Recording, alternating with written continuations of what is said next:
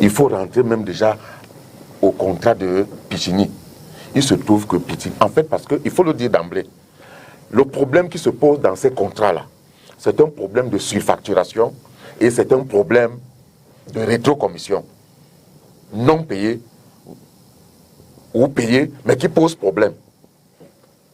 Parce que avec Pichini, on signe le contrat. Mais au moment de commencer le travail, vous vous souvenez, il y a près d'1 an de retard qu'on a accusé. Pourquoi? Parce qu'il y avait ce problème de rétrocommission. On accuse un retard d'1 an. Les travaux n'avancent pas. Les travaux ne commencent pas.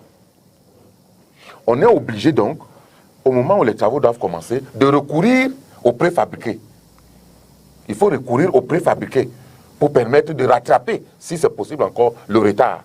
Sauf que ces préfabriqués font que Pichini est obligé de mobiliser 8700 gros porteurs en 1 an, pendant tout 1 an. 8700 gros porteurs qui devaient transporter chacun 30 à 60 tonnes de matériel, avec une rotation de près de 85 camions par jour entre Douala et Yaoundé.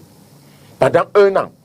Cela crée donc un surplus qui n'était pas prévu au démarrage, à la signature du contrat, de 28 milliards de francs, que Pichini demande donc à l'État de Cameroun de payer, puisque c'est l'État qui a bloqué le démarrage des travaux. L'État dit, on est d'accord pour payer, mais ce sera à la fin. Pichini dit non.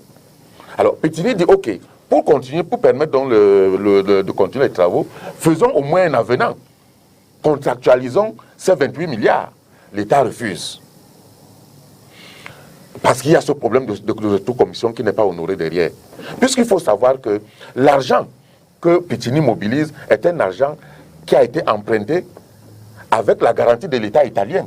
Et donc, la moindre dépense, je dis bien la moindre, doit faire l'objet d'une traçabilité. On ne peut donc pas, je veux voir le président, mais j'ai encore... Oui, parce que je veux, oui. Parce qu'il faut bien qu'on comprenne, pour arriver... Oui. Donc... On reviendra encore avec vous. Oui, voilà donc comment on bloque. Il n'y a plus de réunions qui permettent de faire les décomptes pour que Pichini puisse décaisser. Pichini est donc en difficulté avec la grève des sous-traitants. Et le plan est déjà mis donc en œuvre pour faire partir Pichini en résiliant son contrat. Qu'est-ce qui va permettre d'arriver à ça? On dit à Pichini que puisque le gazon a déjà été posé sur le stade de Japoma à Douala, le président de la République a vu le gazon, il en est émerveillé. Et il souhaite que par tous les moyens, le gazon soit également posé sur Olembe, pour amadouer aussi la cave qui était derrière nous. Pichini dit, je veux bien, mais matériellement, ce n'est pas possible. Parce qu'en réalité, Pichini avait, au beau milieu du stade Olembe, installé sa grue, une grue énorme, qui lui permettait d'effectuer les travaux de couverture du stade. C'était une grue qui était implantée au beau milieu du stade. Donc on ne pouvait pas mettre le gazon. L'État insiste qu'il faut enlever la grue. Or, enlever la grue devait mobiliser d'énormes travaux, parce qu'il fallait la démonter.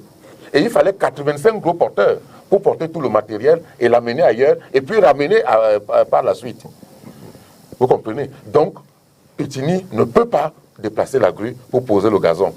Voilà donc comment on ameute les Camerounais pour dire que Pichini ne peut pas réaliser les travaux. Pichini ne peut pas poser le gazon et on résilie le contrat. Et Pichini, donc, après cette résiliation du contrat, qu'est-ce qu'il fait?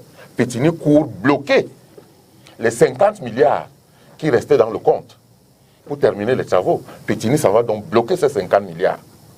Voilà comment, au moment où on engage un deuxième entrepreneur, Magil, qui en réalité n'a jamais construit un stade au monde, mais qui va se révéler être en réalité une société écran dont on avait besoin pour certains... On aura l'occasion de reparler avec M.